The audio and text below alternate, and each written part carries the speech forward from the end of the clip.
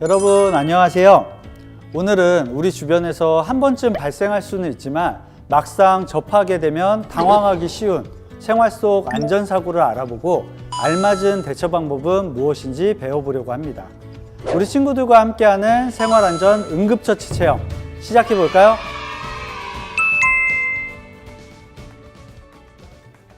우리 친구들 화상에 대해서 알고 있나요?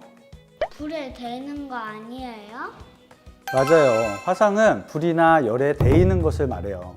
꼭 불이 아니더라도 전기나 화학약품에 의해서도 발생할 수 있는데 특히 화상은 초기에 잘못 대처할 경우에는 화상 정도가 더 심해져서 매우 신속하고 정확하게 응급처치하는 것이 중요해요. 응급처치 실습에 앞서서 몇 가지 중요한 점을 알려줄게요. 먼저 화상 정도는 1도에서 4도까지 나누는데 1도는 붉게 부어오르고 누르면 아픈 정도입니다.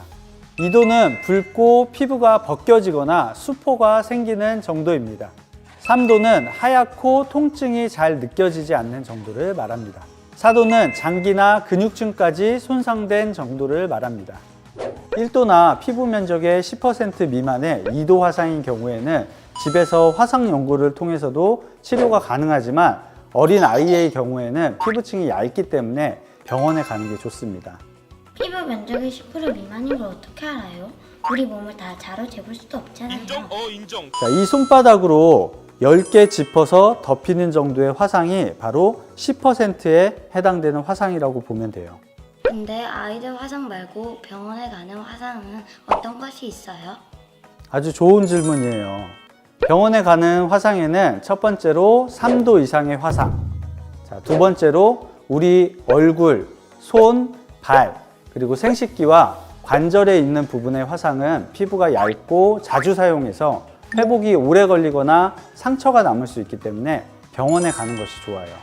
다음 세 번째로 처음에 말한 전기나 화학약품에 의한 화상과 뜨거운 열을 품은 공기를 마셔서 입게 되는 흡입 화상이 있어요. 전기나 화학약품의 화상은 작은 상처라도 대부분 2도 이상의 화상으로 번지는 경우가 많거든요. 그리고 마지막으로 찢어지거나 피가 나는 등 다른 상처와 동반되는 화상도 병원에서 전문 치료를 받는 것이 좋습니다. 그럼 이제 우리 친구들 생활안전 화상 응급처치 체험 시작해 볼까요?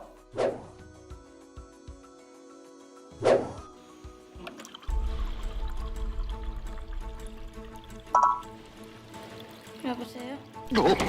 뜨거운 물에 화상을 입었군요. 어떻게 해야 될까요? 자, 첫 번째, 정수기에 차가운 물을 대고 있는다. 두 번째, 흐르는 수돗물에 대고 있는다.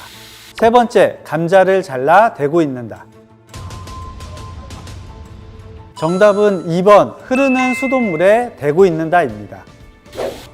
화상을 입었을 때 응급처치는 기본적으로 화상 부위에 열을 식히고 깨끗하게 유지하는 것이 중요합니다. 그런데 정수기에 냉수나 얼음을 직접 대주는 것 또는 얼음물에 담그는 것은 열을 빨리 식히기는 하지만 10분 이상 지속될 경우 저체온증이나 동상을 일으킬 수 있고 얼음을 화상 부위에 직접 대주는 것은 감염 등의 위험이 있어 좋지 않습니다. 그래서 너무 차가운 것보다는 약간 차가운 물로 열을 식혀주시는 것이 좋습니다. 그리고 감자나 오이, 치약, 소주 등을 상처 부위에 대면 앞에 얼음을 대고 있을 때처럼 2차 감염이 발생할 수 있기 때문에 절대로 하면 안 됩니다. 만약 물을 계속 사용하기 어렵다면 소독된 거즈를 적신 다음 상처 부위에 덮어 열을 식혀주시는 것이 좋습니다. 여기서 아주 중요한 점이 있는데요. 수돗물을 너무 세게 틀면 상처 부위가 벌어지거나 떨어져 나갈 수 있기 때문에 조심하시고요. 화상 연고나 크림이 있더라도 열이 식기 전에 바르면 화상이 심해질 수 있기 때문에 화상 상처는 반드시 열을 식히는 것이 우선이라는 것을 기억해 주세요. 10분 이상 열을 식힌 후에 연고를 발라주시는 것이 좋습니다. 나도 할래. 안 돼. 안 돼. 실험실에서 눈과 옷에 화학약품이 튀기면서 화상을 입었어요. 아주 위험한 상황인데요. 어떡하죠? 눈에 화상을 입으면 흐르는 물에 눈을 대고 있어야 해요. 첫 번째, 눈을 흐르는 물에 대고 있는다. 화학약품이 묻은 옷을 빨리 벗어야 해요. 두 번째, 화학약품이 묻은 옷을 재빨리 벗는다. 그냥 빨리 병원에 가야 해요. 세 번째, 빨리 병원으로 간다. 우리 친구들이 잘 얘기해 줬는데요. 왜 세모일까요? 우선 화학 화상은 3도 이상 진행되는 경우가 많기 때문에 무조건 병원에 가기보다는 119에 신고를 하고 소방대가 도착하기 전까지 20분 이상 세척하는 것이 매우 중요해요. 그리고 신고할 때 어떤 약품에 화상을 입었는지 약품을 같이 갖고 있는 것이 중요합니다. 세척은 식염수로 하는 것이 좋은데 일부 화학약품 중에는 물과 반응해 폭발적으로 열을 내는 물질이 있기 때문입니다. 우리 친구들한테는 어려울 수 있는데 나트륨이나 마그네슘, 칼륨, 알칼리 물질은 물과 만나면 더 위험해집니다.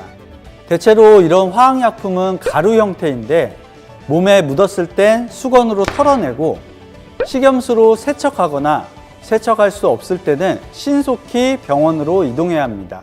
그 외에 황산이나 염산 등 액체 화학약품은 20분 이상 물로 세척이 가능하고 세척을 할 때는 상처 부위가 아래로 가게 해야 다른 곳으로 상처가 번지지 않겠죠? 너무 어려워요. 일반적으로 화학약품 화상은 가정에서 일어나지 않는 편이니까 실험을 할 때는 식염수를 꼭 챙겨 두세요. 만약 화학 화상을 입었을 땐 119와 통화 후 약품명을 말하고 물로 세척이 가능하다고 하면 소방대가 도착하기 전까지 계속 물로 세척해 주시면 되겠습니다. 나는 흐르는 물에 눈 뜨고 있는 거 힘든데. 우리 친구처럼 눈을 뜨기가 힘든 경우에는 면봉을 이용해서 눈을 뜨게 하고 눈을 씻어주면 돼요. 그리고 화학약품이 옷에 묻으며 화상을 입었을 때 함부로 옷을 벗으면 약품이 다른 곳에 묻으며 추가 화상이 발생할 수도 있고 상처 부위에 살이 떨어져 나가서 상처가 커질 수도 있어요. 그래서 옷을 벗기보다는 화상 부위의 옷을 잘라내고 최대한 약품이 묻은 옷을 살에 닿지 않게 제거해 주셔야 합니다. 그리고 앞서 배운 것처럼 화학약품도 빨리 씻어내기 위해서 강한 수압으로 세척하면 상처 부위가 벌어지거나 살이 떨어져 나갈 수 있으니 수압은 약하게 하는 거 잊지 마시고요. 가끔 중화제를 사용하려는 분도 계신데요. 중화작용도 열이 발생되기 때문에 임의로 중화를 시키면 안 되고요. 반드시 병원에서 전문 치료를 받아야 합니다.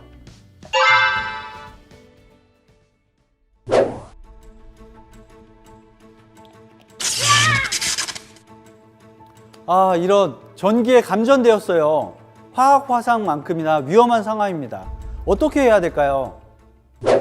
우선은 감전된 사람을 전기에서 분리시키는 것이 중요합니다. 감전자를 떼어놓는 방법을 알려드릴게요. 가장 좋은 방법은 전기 차단기를 내리는 것입니다. 만약 전기 차단기를 찾을 수 없다면 마른 고무 장갑을 사용하거나 잘 마른 막대를 이용하는 것도 좋습니다.